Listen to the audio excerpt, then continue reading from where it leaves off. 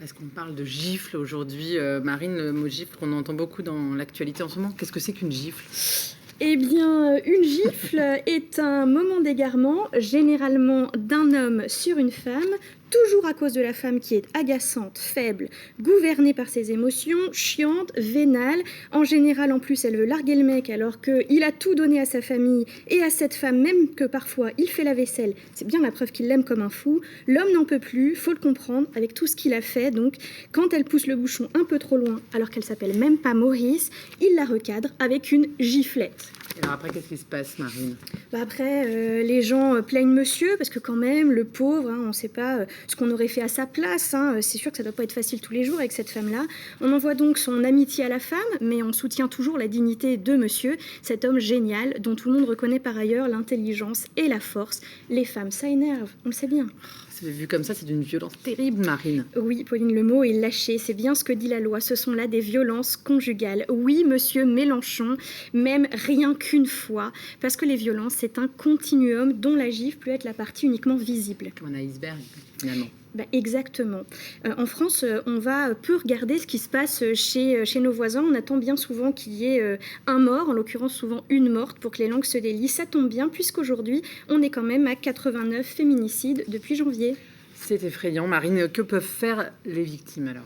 J'aimerais d'abord dire qu'avant une action des victimes, sur les épaules desquelles reposent bien souvent beaucoup de choses, on peut déjà, nous, agir en tant que citoyens et citoyennes, par exemple en développant la vigilance, l'écoute, oser signaler les situations qui nous inquiètent, développer la bienveillance, non plus envers les agresseurs, mais envers les personnes qui les subissent. On embrasse par exemple Emmanuel Seigné en passant. Que dire aux personnes, Marine, qui se demandent si elles vivent de la violence conjugale ou post-conjugale?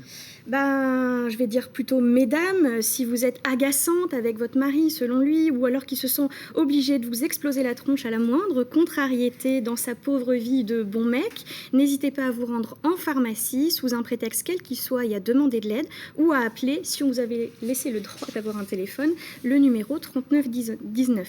Parce que la chute dans l'escalier sur, en réalité, le point de monsieur, la relation sexuelle consentie, puisque monsieur avait envie, donc ça va, le fait d'être empêché de sortir de chez soi, de gérer son argent, parce qu'on sait bien que les femmes sont faibles avec tout ça, les insultes, le fait d'être rabaissé à tout le temps, ça, ce sont des violences conjugales.